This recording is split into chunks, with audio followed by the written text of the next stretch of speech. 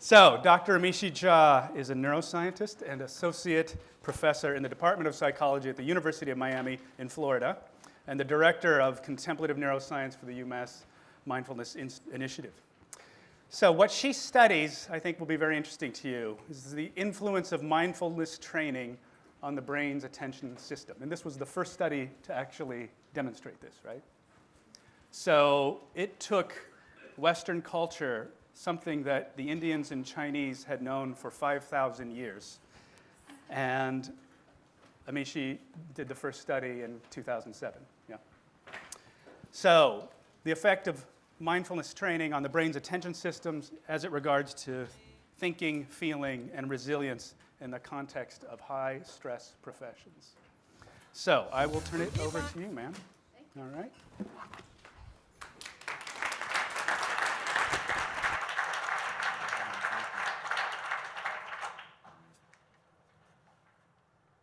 Hello, everyone. Can you see me? Okay, great. So I have a radical suggestion.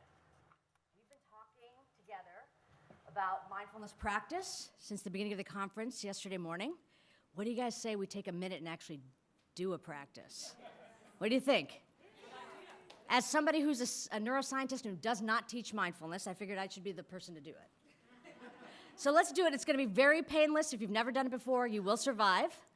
All I ask you to do for the next moment or two is to, if you're feeling comfortable, to get in an upright, alert posture. Keep both feet on the ground. And you're welcome to just lower your gaze or close your eyes if you're comfortable. And for the next minute or so, we're going to do a mindfulness of breathing exercise. So what I'd ask you to do is for a moment, just connect with your breath.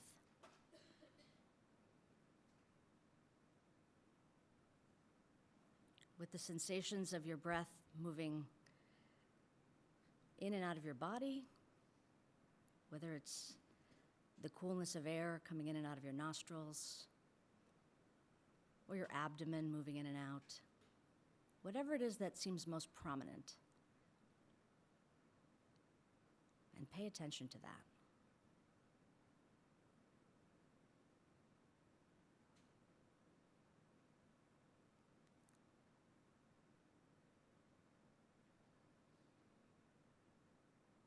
And just maintain your attention on that sensation.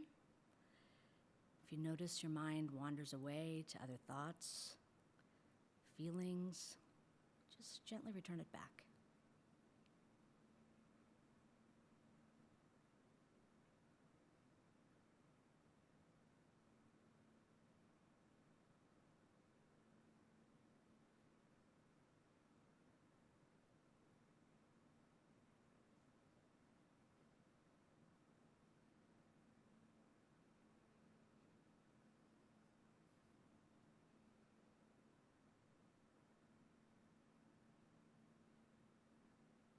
And in the next moment or two, you can feel free to open your eyes again and return your attention back to this up front to me. And we'll get started with my presentation. Anybody not survive? Okay, great. Well, this is a real pleasure, and I've really enjoyed having a chance to talk to many of you today. I'm very fortunate to be able to share with you a lot of the work that we've been doing, and actually, it's a great opportunity for me to share with you the brain science behind a lot of what's been happening in this area. But I wanted to make something completely clear up front, because I am a card-carrying scientist. My mission is not to provide you with evidence that will arm you to be able to go back to your bosses and leaders and say, this stuff works, just implement. My mission is actually to make you extremely responsible consumers of information, and to make it so that anything you hear in the popular media, you observe with a scrutiny in the spirit of mindfulness, and that we don't impose our view of what we think even the practice of mindfulness itself might be doing to our body, to our mind, and to our relationships. Okay, so that's sort of my full disclosure up front, is that it's going to be a complicated road, and I'll try to make it as sort of straightforward as possible. But my interest really is in elevating our understanding, our collective understanding of what these ancient practices brought to modern times are doing. Okay? And as Jeremy said, I have the coveted post-lunch spot, so try to stay awake. I want to begin actually with a question. It's a really hard one. Does physical exercise improve physical health? If you think it does, please raise your hand. Okay, so that's every single hand in the room, right? And we're at the point now where it seems like a silly question to ask. It's an obvious cultural understanding that if we exercise in a regular fashion, our bodies are going to benefit. And what I want to convey is that that understanding didn't happen on its own. That understanding happened because research, because decades of science actually allowed us to come to some fuller grasp on what it is that we should be doing to stay more physically fit. And it's the science that allows our public health officials to now provide us with evidence-based guidance on what we should do to keep ourselves healthy, right? And so what was that science? What is it that has been done through those efforts? And that's sort of shown up here. The science is asking questions about how. Not just if physical activity is important, but how is it that it actually promotes physical health? So we want to look at things like functioning when people are actually engaged in the physical activity while they're running. Or if you're an athlete, what happens to you if you're not moving at all? What's your baseline cardiovascular functioning, right? As well as structural changes. What happens when somebody decides to do sprints every day? Does their body physically get altered in some knowable way? And then finally, what does it do to our performance? How does it change our effectiveness and what we're trying to achieve by engaging in physical fitness? So all of these are just windows in to our understanding of this relationship. And, you know, if we look at a time period, a relatively recent time period from 1980 to present day, there have been over 300,000 articles that have been that have been published on this relationship. 300,000. And I think that we know what the result is. The result is that everybody in this room raises their hand to say, yeah, absolutely. Absolutely, physical fitness, physical exercise is necessary for physical health, right? So now let's kind of do a contrast with regard to where we're at with our field, with our interests in mindfulness. And I'll ask a similar question. Does mental exercise improve psychological well-being?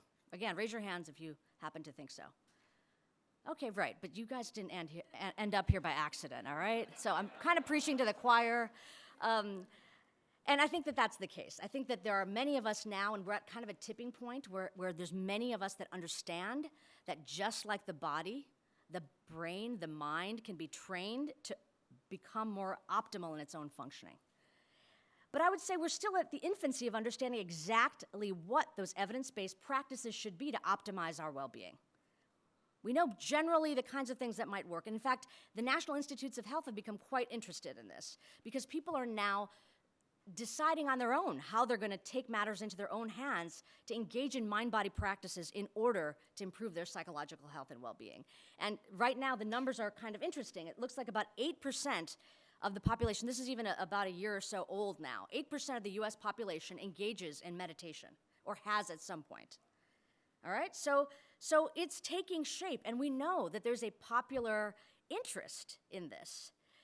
And we want to now look to see where is research relative to that interest. So this next slide is showing you what the rate of publications looks like for studies that have had the term mindfulness in their title. So this is 1980, and we go all the way up to 2015. And these are raw numbers, by the way, okay? So in 1980, we had no publications with that term. And in 2015, we had, 674 publications. Remember the number I gave you for physical fitness? 300,000. So there is absolutely, if you look at this graph, a proliferation of research, but it's still a very small number. All right? So as much as I'd love to be able to give you the definitive answer, the science is just not there yet, and we're going to start triangulating around what the science is starting to show us with regard to benefits that are observable and tractable. So, you know, when I do go into many different kinds of organizations, and my lab's work is very much interested in understanding how we can bring sort of best practices of mindfulness training to high high-performance cohorts. So if you heard General Pyatt speak earlier, we've been working with the U.S. military, we've worked with corporations, we've worked with athletes, and anytime I go into, and students, of course, at the University of Miami, anytime I go into an organization and speak to leaders and ask for their time so we can do our project, they ask me a pretty straightforward question that I have to answer to, and that question is, does it work? Like, you want me to spend my employees' time to do this? And usually I have to ask them for time during the workday because I don't want it to be voluntary. I want it to be as easy as possible for the people that I'm trying to involve to be engaged. And I think that that's a very fair question. Does it work? Unfortunately, I want to be able to answer that question better, which is the whole reason I'm doing the research. But even this simple question is actually complicated. So I want to unpack it a little bit for us to understand what we mean when we say, does it work? Let's start out by just asking what we mean by it. Right? We did a 1-minute mindfulness of breathing exercise, but there is a world within this word it with regard to mindfulness. And let me just give you a taste of what I mean. So we now are thankfully at a point in time where there are many options for you to have a chance to practice a mindfulness training, for example. You can do it on your own. You can buy a book that has guided CDs. You can engage in a clinical treatment. You can download an app. You can go to a website. You can get expert-guided practices in a group context. Mindfulness-based stress reduction, for example, is in over 750 medical centers around the world. So there are many different ways in which we have access to mindfulness practices. But this, unfortunately, also means that in trying to establish a research literature, it's complicated. And within all of those programs and practices, the actual exercises are also quite diverse. As we just did now, we could do a mindfulness of breathing exercise, which is intended to promote focused attention. And those are the instructions: focus on a specific sensation, for example. We could be doing open monitoring practices, which are quite different. Or other kinds of things, mantra recitation or loving kindness practice. So not only is the availability and the structure of how we engage in practices complex, but what we actually do in those programs is complex. So then there's the next question, another next word in this question, does it work? And that is asking about what it means for something to work. Right? So, and I think if we went around the room, I think a lot of us would have very different answers of what it means for this type of practice to be effective, important, beneficial, relevant. The way that I'm trying to break down our understanding in this conversation together is to think about working as essentially, does it reduce suffering? Does it actually alleviate people's suffering? And that suffering can take many different forms, right? We can have suffering in the body. We can have suffering in the mind. And we can have suffering in our relationships. And it looks like a lot of the research that's evidence-based that's growing kind of does divvy up the pie in that way. So there are now many studies that are specifically looking at physical ailments, usually stress-related ailments, that really indicate suffering in the body. So I'm just listing some of those here, from psoriasis to chronic pain to hypertension. Those are quite diverse in terms of the nature of the suffering, but they have in common something's not right in the body. Same thing with the mind, anxiety, depression, anxiety, PTSD. These are all ailments in the mind. And I would say a new area that is, I think, really a really rich area to delve into a little more is the impact of mindfulness training on relationships, whether that's a marital relationship, a parent-child relationship, or in the workplace setting. There's some recent studies that have looked at nurses and physicians and how well they get along when a mindfulness training program is implemented. So all of these that I've listed are words that describe published studies that find that, yes, indeed, for the metrics that they're interested in, engaging in a mindfulness training program does reduce suffering, right? So and if you remember back to Dan's talk or even Tim Ryan's talk, there are many of these. This is a long list that's growing. So I wanted to say a little bit more about how we'd go about trying to conclude that mindfulness training for this kind of an ailment, for example, would result in beneficial effects. And that takes a little bit of a deeper understanding of how we do research, how we do basic gold standard research to determine if something is effective. And that method is essentially the randomized controlled trial. All right, so if you're not familiar with it, essentially when you decide to do a study, you recruit participants, and you then divvy up your participants into the treatment group, for example, a mindfulness training program, and your other group, the control group, that isn't going to get mindfulness training. It's going to get something else. It's either going to get nothing at all and it's going to wait to get mindfulness, or it's going to get treatment as usual if it's in a clinical setting, or it's going to get some other kind of training that doesn't involve mindfulness. Then we apply the program itself. They engage in it for multiple weeks usually, and then we evaluate them again at the end of that program, and we see, do the two groups differ? This is an example of how we need to satisfy the basic requirements of research in order to make the claim that something was effective. If those two groups, after the trainings, significantly differ, we can say, oh, there's positive support that this worked. Everybody with me? So standard way of doing it. So now what's happened with the proliferation of studies, that we're at the point, even though we don't have anywhere near 300,000, but we're at the point now in this field where we can say, okay, let's look at training programs, let's look at research studies that have used randomized trials and have manualized the program so we know exactly what they're doing, and let's look to see in a more meta and analytic way what these numbers of studies together are telling us. So not sort of onesie-twosies, but more than that, right? And that's what a recent paper in the premier journal of the American Medical Association, JAMA, reported in 2014.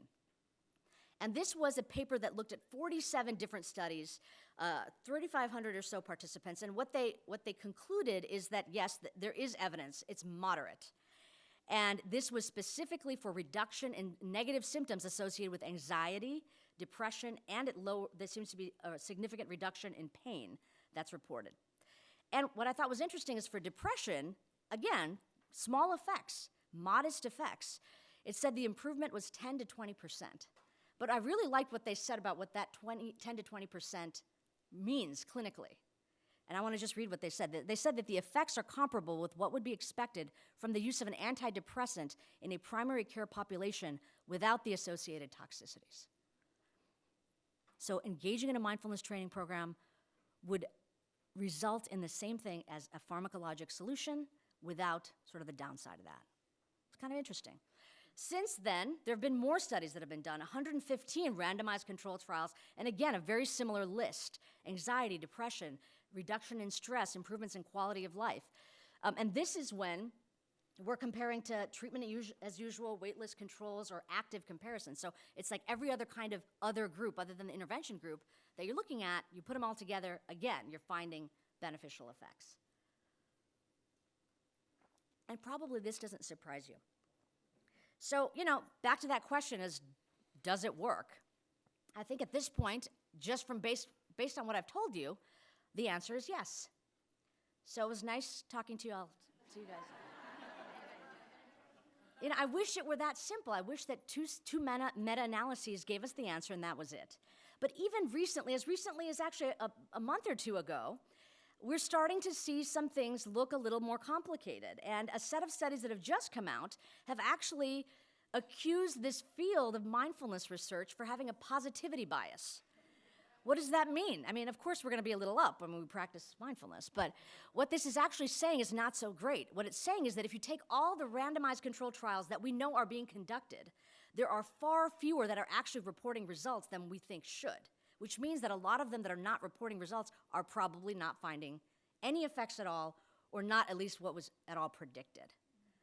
Okay? And I think that my field, as somebody who does this kind of research, this is something very important to take a look at. And it's a complicated issue. As somebody that, thankfully has tenure, but on the tenure track, you want to publish things that actually did something.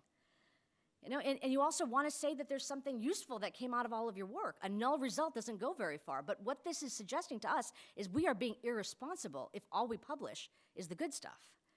And we need to say fully what we're finding. And I actually think that's going to reveal better what is effective. Because if you do a study and you decide you're going to offer people 5 minutes of practice for 3 days, and you don't find any results, and then you don't publish it, we can never respond to the question, well, is 5 minutes of practice for 3 days enough? Essentially, you're losing out on information. So that's my call to action for the fellow scientists is like, let's air our dirty laundry. Let's get the stuff out of the file drawer and publish it. But what it does suggest, even with this in mind, is that we want to be a little bit more tempered in our enthusiasm to say yes. And at this point, I'd say it's a provisional yes, and we need to do a lot more work so that we're able to have an answer to this question of is it effective? With all this complexity in mind of what does it mean for it and what does it mean for work. All right, so this is kind of where my own research kind of gets on the scene. I'm not a clinical researcher. My interest was not in trying to figure out if a clinical treatment for mindfulness is effective. I'm a neuroscientist, and my interest from the start, as somebody who studies attention in my laboratory, my interest was really in seeing how a practice that guides people in a regular fashion to attend to their attention, how might it actually be altering the brain's attention system? What could it be doing if you're engaging this in a regular way? If you go back to the physical fitness analogy, if somebody goes to the gym every morning and works out with a particular circuit, let's say they're only going to do their upper body, you'd want to see, okay, is the upper body actually changing as a function of their exercise? So same idea. If it is attention that's key to the instructions, what happens to the brain's attention system? So my question really is not so much, is it effective, but how? How does mindfulness training work? And that's what I'd like to spend some time talking to you about, is a little bit of an understanding of what we're finding out. And again, as I mentioned, I'm a brain scientist, so one place that we'd want to look, of course, is the brain itself. So let's see what happens to the brain as a function of people engaging in mindfulness exercises. Are there changes? What's the nature of those changes? What's going on? So I really hate to do this, but I'm going to have to give you a little bit of a primer in brain science. And we'll try to make this as easy as possible, but I really, like I said, I think if you understand what we're dealing with where we're at with our science, you're going to be much more responsible consumers of information, and that's important to me. So one of the things that's quite important with regard to brain function that actually wasn't known when I started graduate school in the early 90s, the status quo was that essentially, the brain changes through development, and then you're kind of stuck with what you got. And it's just a downward spiral till we die. Quite depressing. And it was a very exciting time to study neuroscience in the 90s because that was when we started learning that actually we could grow new brain cells in the adult brain, neurogenesis. And we also started understanding that the brain could actually reorganize itself toward more healthy ways of functioning, not just reorganize as a function of recovery from stroke, for example. So that was a very empowering set of studies that came out that really made us rethink the capacity that we as humans have throughout our lifespans to make our own functioning more effective, more healthy, et cetera. All right, so this term has been used already, and it's going along the lines of what I said, neuroplasticity. So neuroplasticity is the brain's ability to reorganize itself by forming new neural connections throughout life. And why do I have a piece of crumpled paper there? Let me tell you. So let's think about what the brain actually is, okay? It's obviously a very important and special organ in the body. We can think about the brain as essentially a sheet of tissues stacked one on top of another, kind of like a stack of paper, crumpled together as hard as you possibly can to carry around in this protective container we call a skull. And through the course of evolution, it's become a very efficient way to have a complex organ in a small amount of space that doesn't weigh us all down, right? And so that crumpling itself is something called gyrification. And gyrification, the more gyrification, the healthier the brain. So as we age, or as a function of disease or stress, the brain starts uncrumpling. And that uncrumpling won't be the same in all areas of the brain, but targets of the brain that are vulnerable will start crumpling at a faster rate, okay? So that is important to know, is that we have a way now that we can look at the brain structure that'll indicate to us the health of the brain. All right, so that was one tool that we're gonna get into in a minute, neuroplasticity and gyrification. The second thing that happened in terms of a new tool that neuroscientists had was essentially something called functional connectivity, or intrinsic functional connectivity. And what we do when we're looking at intrinsic functional connectivity is we put people in the brain scanner and we have them do something. We could say just rest. And we look at blood flow in the brain to look at brain activity. And then what we do is we say, okay, we're gonna pick some region in the brain and we're gonna look at the activity in that region over some specified period of time, let's say 5 minutes of rest. And what you'll see is just that the activity kind of goes up and down and up and down and up and down. It fluctuates. And then we, using computer algorithms, say, give me an indication of all the other brain regions that follow that same temporal profile. So essentially, it's all the brain regions that are kind of revving together. That suggests to us that, oh, maybe they're working together. If they're moving up and down together, they might be talking to each other in some level. And that allows us to identify functional brain networks. We are now not at the point where we talk about different brain regions doing things. We're talking about brain networks that work together and have different nodes that do different things. Okay, but the cool thing about this was that you don't even have to have people doing anything in the scanner other than just hanging out and doing nothing at all. And through this kind of technology, what we've been able to do is learn a great deal. So, Tim, yesterday, if you were at his talk, he mentioned the executive system, right? And he mentioned the frontal lobes, and he was absolutely right, and I love having a congressman talk about brain science. But what he was talking about now, I'll tell you in our terms, is the central executive network, which, of course, is the frontal lobes, the front of the brain right up here. Whoops, I can't do it on here. Well, the front of the brain right up there. And the executive network is a brain system that is involved in selecting information and maintaining it.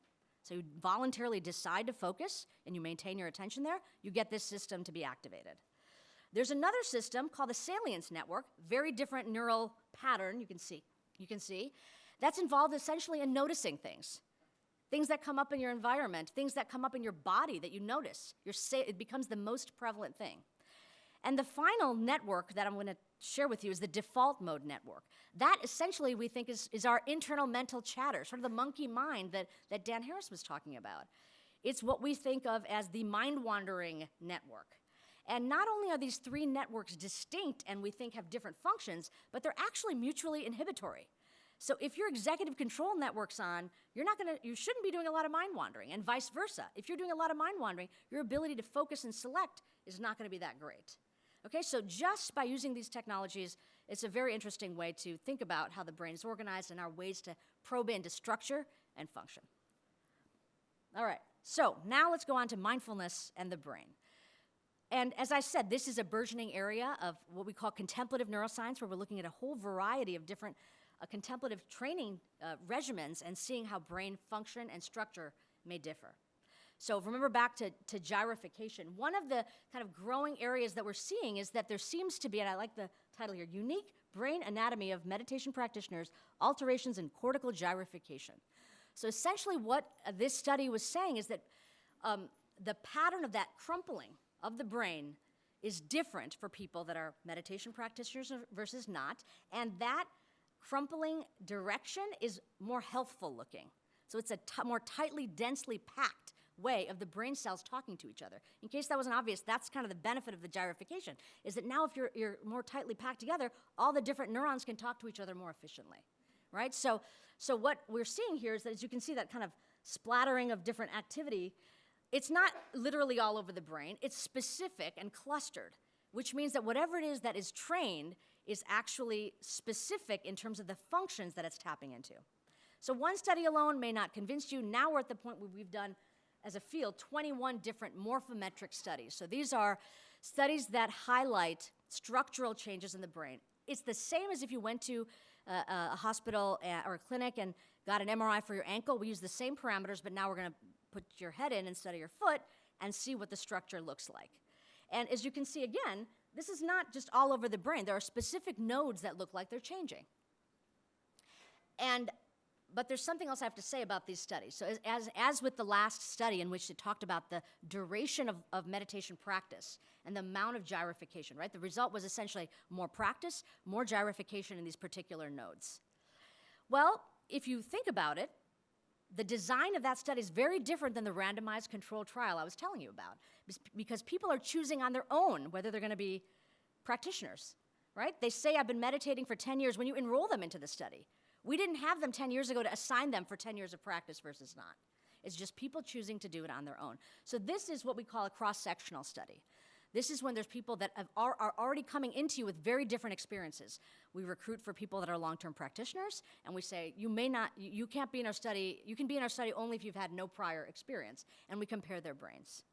So that's an important thing to remember, is that these studies that have found very interesting brain changes, really the thing that I think got the popular media very excited about meditation, what they're doing is they're taking different kinds of people and comparing them.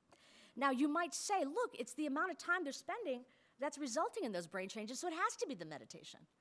Well, it ends up that people that are long-term practitioners may also have different hobbies. They may have different diets. They may do other things that the non-meditators don't do.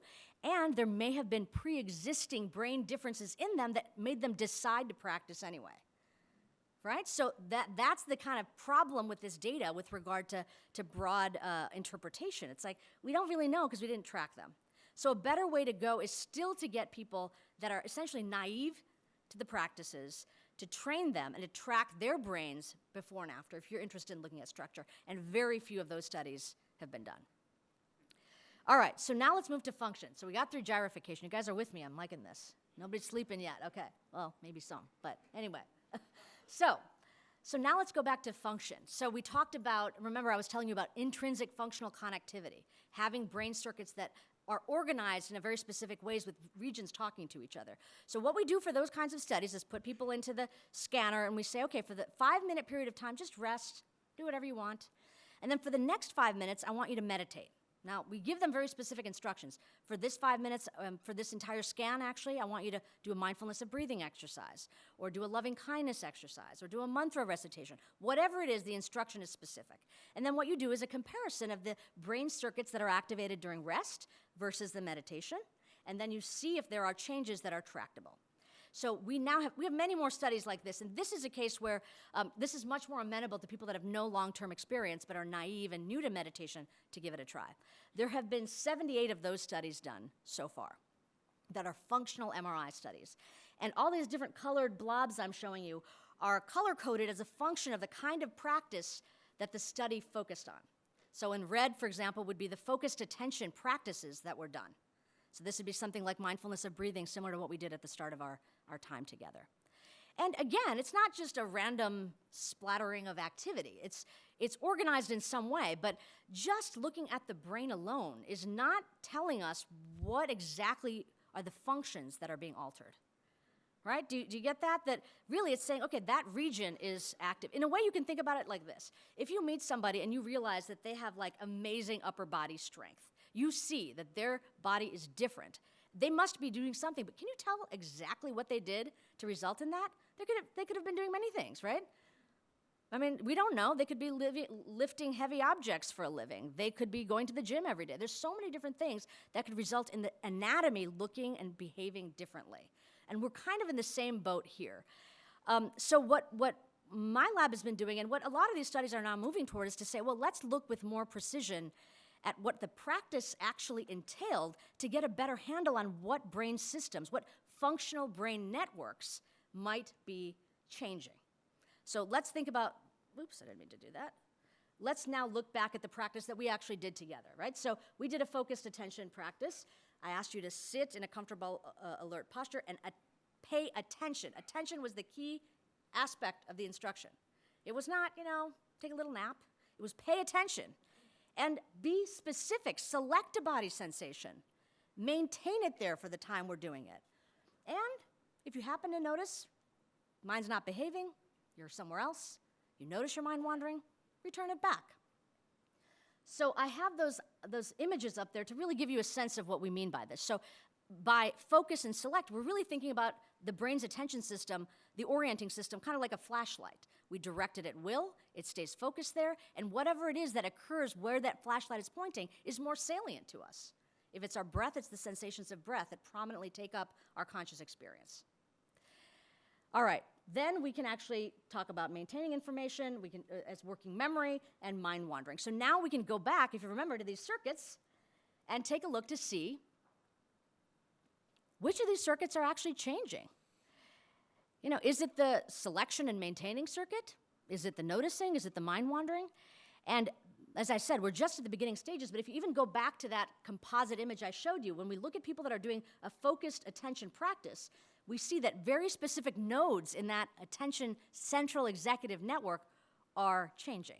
So the dorsolateral prefrontal cortex is increasing in its activity, and the mind-wandering regions of posterior cingulate cortex is decreasing in activity. Now, the specific brain regions don't matter, but what I do want you to get is that this makes sense, right? So if you have people pay attention during their practice, the brain regions that support paying attention are looking like they're functioning more efficiently, and the brain regions that by default mind wander are being reduced in their activity profile. But again, this is not a direct measure of improvements in our ability to pay attention, because all I've done is looked at the brain. I've looked at the brain, I've seen the activity, and said, oh, it matches what I know about the brain. If that region's active, they must be paying attention. But I've not done a direct correspondence between the improved ability to pay attention and those brain changes. So what I wanted to, and I think I only have like a minute left now, so what I wanted to convey to you now, and that's something called reverse inference, by the way, when you look at the brain and try to see function. And that's one of the things that I ask you to think about whenever you read any kind of paper that talks about brain imaging studies. If they're just showing you a blob on a brain and saying, oh, this means the self-enlightenment area is improved, we don't know what that even means. So it's very important that you just kind of take that with a grain of salt. It's like we don't know what the functional circuitry of enlightenment is yet. So the ability to actually locate it and say it's improved is probably unlikely. But what my lab has been trying to do, and has been doing over the last 10 years or so, is using behavioral studies. So these are computer-based tasks that we know from the larger literature of cognitive neuroscience tap into precise cognitive functions: attention, working memory, alerting, anything that we know we can get a handle on whether people are improving.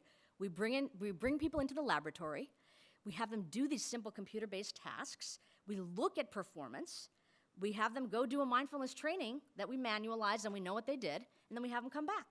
And we compare to see if performance actually differs before and after the training. If performance actually differs. At the same time, we take their self-reports of mood and stress, et cetera, to see how it may be corresponding to their subjective experience of how the mindfulness training program shifts. Now, you might say, why attention? Why is attention so important? It's important for every single thing we do, right? Every decision we make, learning, communicating, regulating our mood, it is a central hub. And if we can alter our attention, I think it provides us a gateway into powerfully being able to impact many aspects of our life and of our well-being. So, just to kind of tell you where we're at with regard to the studies, I'm just kind of laundry listing here that we now know that there are many, many studies, not many, there are several studies that have found that attention actually is improved, performance on attention tasks, that's like the flashlight I was describing, and performance on working memory tasks. Working memory is another very powerful brain system that has to do with maintaining and manipulating information over short intervals. Think of the last time you were having a conversation with somebody and they didn't even pause for you to say what you want to say. Ever happened to you? And you're kind of like, you're trying to hold in your mind your idea that you want to communicate. You just taxed your working memory right there, right? It's keeping the active representations of conscious experience in ready access form so that you can communicate. That's just one example. We use it all the time for a lot of different things. Its most critical use, I would say, is actually to engage in emotion regulation. And when people get the working memory depleted, their emotion regulation suffers.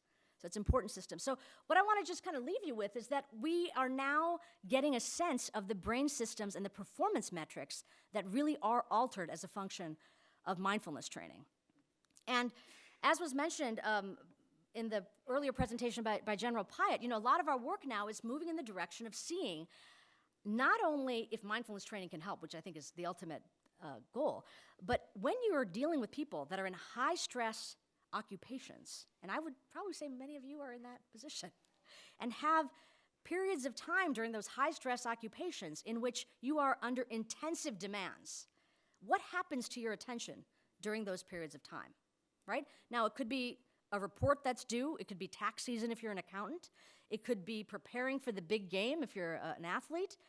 Or it could be a soldier getting ready to deploy to a war zone. And what we're finding across the board is that attention suffers when we're under high stress. We are depleting our capacity to pay attention, and it corresponds to a high stress interval. And that's bad news, because what does that mean? The exact thing that's going to allow us to perform better when we're under stress is the thing we have less of. So our work is now trying to see what happens to attention if it declines under high stress. Can mindfulness training protect against that decline? And those are some of the most powerful and I think exciting aspects of our research, especially when it comes to groups like pre-deployment soldiers. If they decline in their functioning, if we do nothing at all, can we protect against this? And we're finding in our initial work so far that we can. And when we do that, when we protect their attention from declining, we actually do protect their mood from declining.